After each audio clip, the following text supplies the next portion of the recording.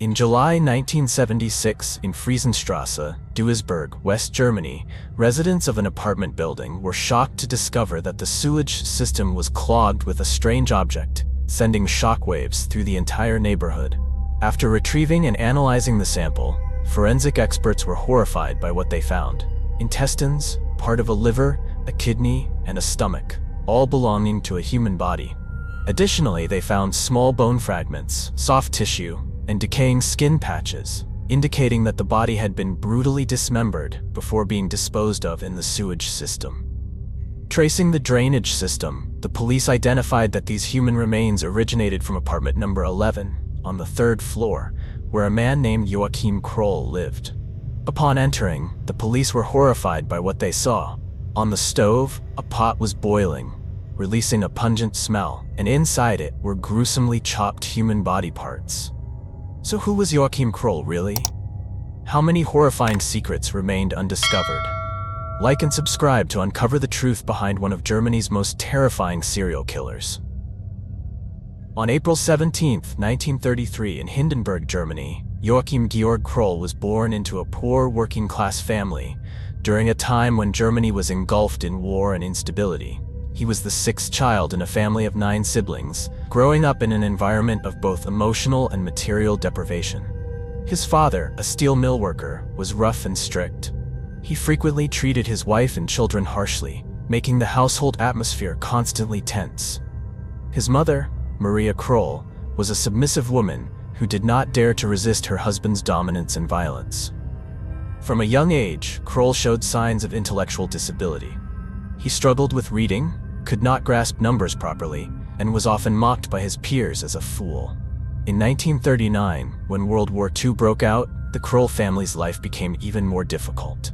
Food supplies ran out, hunger spread, and looting became rampant. Kroll was often left hungry, his body frail and malnourished. In 1943, his father was drafted into the army. For his mother, it was a shock, but for Kroll, it was a relief, as he no longer had to endure his father's rage. In 1945, the war ended, and Germany was left in ruins. Cities were devastated, and the survivors struggled to exist among the wreckage. At this time, Kroll was 12 years old, but he had not developed like other children. He was withdrawn, quiet, had no friends, and increasingly retreated into his own world. No one paid attention to him. His mother was too busy making a living, while the neighbors only saw a quiet, different child. In this isolation, Kroll began to show strange interests. He spent hours observing animals, but not for fun. One winter afternoon, Kroll caught a stray cat, holding its neck tightly until it stopped struggling. He did not immediately dispose of the animal's body, but sat quietly, observing it for hours. Kroll did not feel fear or disgust. For the first time in his life, he had complete control over the life and death of a living being. This excitement became an obsession, driving him to kill more animals. He did not just kill them, but he relished every moment of their desperate struggle. At the age of 15, Kroll did not stop at killing animals. He began to dissect them. He cut their bodies into pieces, examined their internal organs, and memorized every detail. Watching them writhe in pain gave him a strange sense of excitement. At 16, Kroll gradually realized something different. He had no ordinary attraction to girls his age. What truly excited him was not beauty or seduction, but the moment they struggled before being set free. Every night, Kroll lay in bed, imagining the moment he would use his hands to grasp a girl's neck, watching his prey panic and despair before going still. But he had not yet dared to do it. He had not found the perfect opportunity, nor was he fully prepared to commit a crime. In 1950, when Kroll was 17, he dropped out of school completely. His intellectual disability made it impossible for him to continue his studies, forcing him to become a manual laborer. But Kroll's fate quickly changed when his mother died when he was 22. From then on, no one controlled him anymore. No one stopped his growing urge to kill. He began observing women and children more closely, tracking their every step on the streets. He learned how to evaluate his prey. Who was the easiest to approach? Who was the weakest? Who had the least chance of fighting back? If he wanted to act without suspicion, he needed to choose the right target. After months of careful watching, the perfect opportunity finally arrived. One afternoon in February 1955, in Lüdinghausen, West Germany, 19-year-old Irmgard Strahl walked alone on a deserted path along the forest. From a distance, Joachim Kroll silently watched her. His heart pounded, and his palms were drenched in sweat. A mixture of excitement and nervousness filled him. Kroll approached, pretending to ask for directions as an excuse to get closer. Irmgard stopped and turned to look at him. In that very moment, he suddenly lunged at her, subduing her swiftly, leaving her no chance to react or scream. Irmgard struggled fiercely, trying to escape. Kroll could feel every desperate breath, every convulsion of her body as she grew weaker. Within minutes, her body went limp. He loosened his grip, looking down at his victim, as an eerie pleasure spread through him. He dragged Irmgard's body into the bushes and began his horrific assault. Kroll realized that killing someone brought him more pleasure than anything he had ever experienced. After satisfying himself, he left Irmgard's body in the forest and walked away from the crime scene. The next day, police found Irmgard Strahl's body. The cause of death was determined to be asphyxiation, and there were signs of assault on her body. The police launched an investigation into the case, and a local man named Heinrich Ott was arrested. Unfortunately, the real perpetrator of the crime was not Heinrich Ott. Not long after, Heinrich Ott was sentenced to life in prison. Overcome with despair, he took his own life in jail. In 1956, in Kirchhellen, Kroll searched for a new victim. His next target was Erika Schuletter, a 12-year-old girl playing alone in an abandoned field. Kroll gently approached her, acting friendly and luring Erika into the forest. The naive girl had no suspicion and trusted Kroll, following him. As soon as they were deep in the woods, Kroll suddenly attacked. He grabbed the girl's neck, feeling every struggle, every weak breath fading away. Within minutes, Erika collapsed, her body lying motionless under Kroll's grasp. He repeated the same twisted acts he had done with Irmgard. After satisfying himself, he abandoned the body in the forest, believing no one would ever find him. The police discovered Erika's body the next day. Another murder with a similar method, proving that the real perpetrator might not have been Heinrich Ott. In 1967, Kroll moved to the town of Grafenhausen, a small and peaceful area. There, he was no longer a withdrawn man but gradually integrated into the community. He befriended children in the neighborhood, appearing friendly and approachable. The kids called him Uncle Kroll, a kind man who always smiled. No one could have guessed that behind that smile was a true monster. On June 22, 1967, Kroll committed his next murder. This time, the victim was neither a child nor a young woman, but a 61-year-old elderly woman, Maria Hetgen. Kroll spotted Maria walking along the shore of Lake Baldny. He approached, pretending to start a conversation, but Maria did not want to talk to him and kept walking. This made Kroll angry, and he immediately swung his hand, striking her head hard, causing her to collapse. He dragged her into a nearby bush and strangled her until she was completely lifeless. Then, Kroll carried out his horrific act and left the body in the bushes. Later, the police found Maria's body, but once again they had no clues to lead them to Kroll. He continued to escape justice, continuing his hunt. From 1959 to 1970, Kroll continuously murdered 13 victims, primarily women and children. However, the real number was much higher. After committing the murders, he began dismembering the victims to dispose of them more easily. He divided the bodies into several parts and scattered them in forests, rivers, or flushed them down drains. In some cases, Kroll began committing horrific acts with his victims. He took certain body parts home, cooked, and ate them. Later, Kroll admitted, "Just on a whim, I decided to cut up certain parts of the victim's body to see what they tasted like." After the 1970 case, Joachim Kroll disappeared for 6 years without committing any further crimes. After 6 years in hiding, Joachim Kroll committed another shocking crime. On July 3, 1976, Kroll committed his 14th and final murder. The victim was Marion Ketter, a 4-year-old girl. She disappeared while playing at a playground in the Lahr district of Duisburg.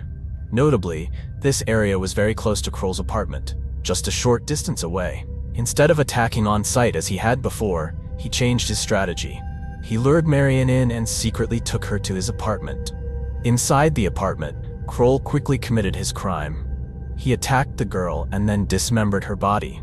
He attempted to dispose of the remains by flushing the intestines down the shared toilet of the apartment complex. However, the old plumbing system could not handle such a large amount, leading to a severe blockage. That afternoon, a neighbor used the shared restroom and noticed something unusual. He noticed that the toilet wouldn't flush properly, showing signs of a severe blockage. When the neighbor asked Kroll about the issue, he gave a chilling response. "The toilet is clogged because it's full of intestines." The neighbor was shocked, but did not realize the gravity of the situation. He simply thought Kroll was an eccentric man with a strange sense of humor. At the same time, some residents of the apartment complex saw Kroll throwing blood-stained clothes into the trash outside. They began to suspect something, but hesitated to get involved. The next day, police launched a large-scale search for Marion Ketter. They went door to door questioning residents, asking if anyone had seen the girl last. However, no one provided useful information. July 3, 1976, Duisburg, West Germany. That morning, a resident of the apartment complex called the management office to report wastewater overflowing from the drainage pipe. A maintenance worker was dispatched to inspect the issue.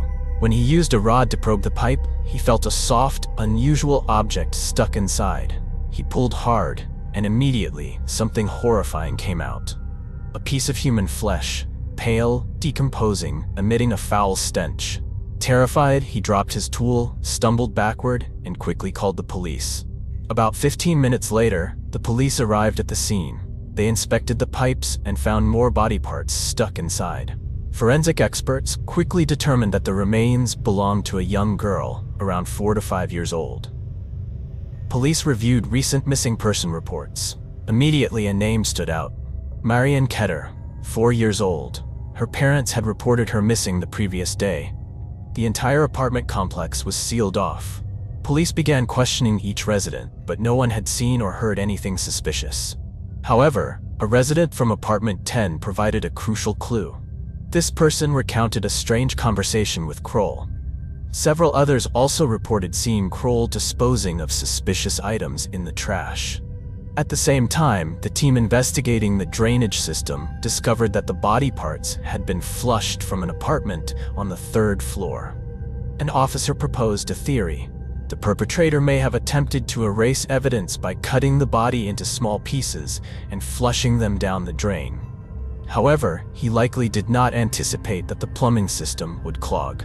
When they arrived at apartment 11 on the 3rd floor, the police knocked on the door. A middle-aged, gaunt man with an emotionless gaze answered. An officer asked, "Did you notice anything unusual?" The man gave a faint smile, his voice eerily calm. "No, I was just at home as usual." The police requested to inspect the apartment, and Kroll cheerfully agreed, leading them inside. As soon as they entered, the officers immediately sensed something was wrong. The air in the apartment was thick, filled with an indescribable stench. One officer noticed the gas stove. On it, a pot was still simmering, steam rising faintly.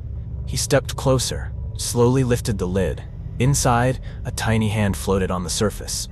When they opened the freezer, the police were horrified to discover black bags filled with slimy red liquid. A deadly silence filled the room. An officer drew his gun and ordered, "Put your hands up immediately." "Joachim Kroll, you are under arrest." And that was the moment when the cold-blooded killer was finally exposed to justice.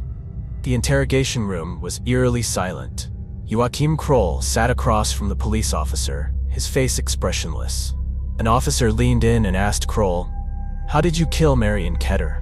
Kroll gave a faint smile and began recounting every detail. The police were shocked as Kroll calmly described the process of disposing of his victim, step by step, as if he were discussing a recipe. When asked about his motive, Kroll casually replied, "I like the feeling of control. I killed someone to satisfy myself and used them to save money on food." Kroll confessed to killing at least 14 people, but the actual number could be much higher. The police reviewed old case files and found many unsolved murders dating back to 1955. All these cases had one thing in common: the victims had been strangled. Kroll continued his confession, stating that he saw nothing wrong with what he had done. He did not consider his victims as people, but as mere objects for his satisfaction. The police realized they were dealing with a truly inhuman monster. He showed no remorse for his actions. The next question sent chills through the interrogation room. Are there any more bodies hidden? Kroll smirked and simply said, maybe. And he refused to say anything more. The investigation expanded. The police searched every apartment Kroll had lived in and reviewed missing persons reports. With each search, more horrifying truths were uncovered. In one of Kroll's former apartments, the police discovered a hidden compartment beneath the floor. When they opened it, they found dozens of human bones. A forensic psychologist remarked about Kroll. He is unlike other serial killers. He did not kill out of rage or lust. He killed because he saw people as food. Perhaps the years of starvation during the war left a deep psychological scar on Kroll's mind. The trial of Joachim Kroll began in 1982 in Duisburg, Germany. Lasting 151 days, it became one of the longest and most complex trials in German judicial history. Kroll was charged with 8 murders and 1 attempted murder. In court, he remained calm and indifferent to the outrage from the victims' families. On April 8, 1982, Joachim Kroll was sentenced to life imprisonment for his crimes. He was imprisoned at Rheinbach prison near Bonn. On July 1, 1991, Kroll died of a heart attack while serving his sentence. When news of Joachim Kroll's death was announced, most people in Germany felt relieved. They saw it as the inevitable and fitting end for a brutal serial killer. The case's conclusion received widespread approval from the public. Many believed that his punishment was well-deserved. The victims' families expressed their sorrow, but felt a sense of closure knowing that justice had been served. Thank you for following this story. Like, share, and subscribe to our channel so you don't miss more chilling and mysterious cases. Remember, no matter how terrifying the truth is, it must be told to uphold justice.